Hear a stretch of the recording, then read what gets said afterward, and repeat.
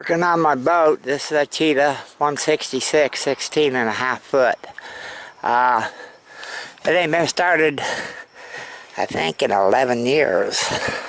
So, what I did, pulled all the plugs out and I cleaned the end of them. And then I shot penetrating oil in there.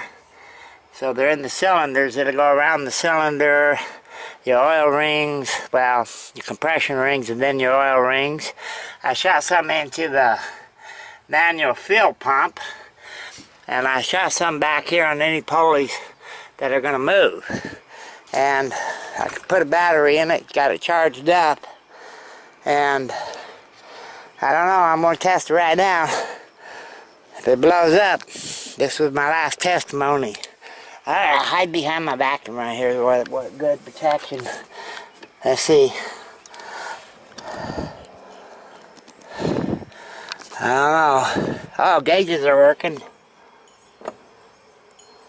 That's a good sign. Let's see. Here we go.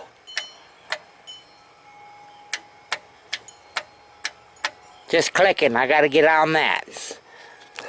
I like this. This is like an old style engine. You got a distributor, you got your coil, you got your fuel pump right there. There's your solenoid. I'm going to clean up the grounds. For the starter, I'm going to clean up everything on the starter. Take it off and clean it all up. And then we'll try it again, man. We'll find out we got to get on the ocean by this summer. Well, not the ocean, the lake, but you know what I mean. I got all that cleaned up. Give it a try again. Let's see. Blower motor works. One of them. Gotta have blower motors when you have inboard, or that gas could become explosive. Alright, hide behind my vacuum cleaner. Let's see what happens.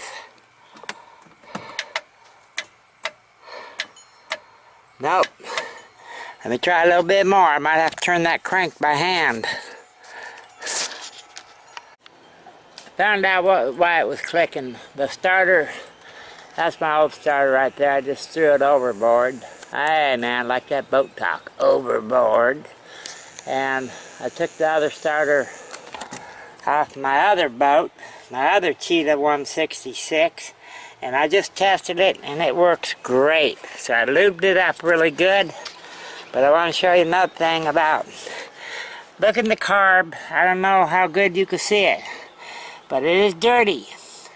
So that's why any of these cars or boats that have been set, you never want to push the gas pedal down or the throttle, because those butterflies open and any of that junk on there will go down. You don't want to do that. You want to take one of these and a shop vac that's got a little bit of power. Stick it in the end of it, right like that. Then take a rag, wrap the rag around it real tight, so you got a little suction. So you got a little suction on it. Turn this motherfucker on. Get down in there, and anything loose it will get. Kind of hard to do it with one hand, but I can see some of the stuff going up in there. I gotta cut you off while I do this. Can't do it with one hand. Okay, now I got everything I could possibly get out of it. Now I'm gonna use this, and I'm gonna spray it in the carb. It's penetrating oil. It's awful powerful, anti-rust shit. So, I spray that down in the carb. You could also use diesel fuel, even if it's a gas engine. Fill it with diesel fuel, and let it set, maybe overnight, and diesel fuel will get all the tarnish from the gas and all that shit. I call it brown tarnish shit, because that gums up your fuel jets and all that.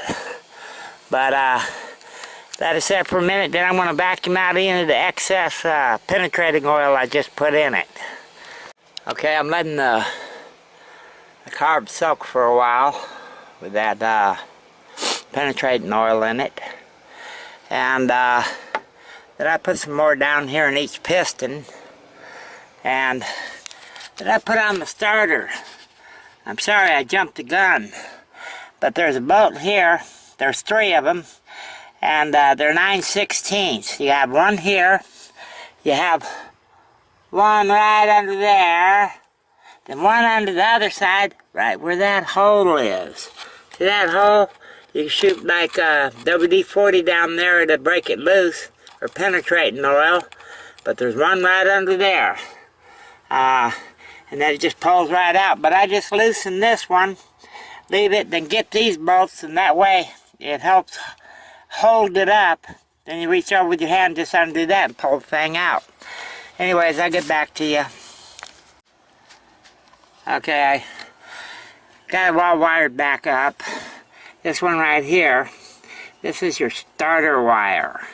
So if you never need to jump it, these are your positives. This runs to your battery and all your other good shit, your accessories, and then your hydraulic pump for your boat trim and lifting the motor up and down.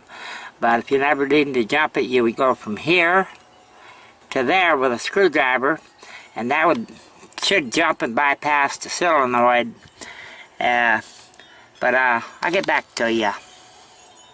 Well, that's all I'm going to do on this video today. You'll have to catch part 2 of this video. But good luck with whatever project you're doing. Never just a little bit of work turns into a lot of reward. Bye.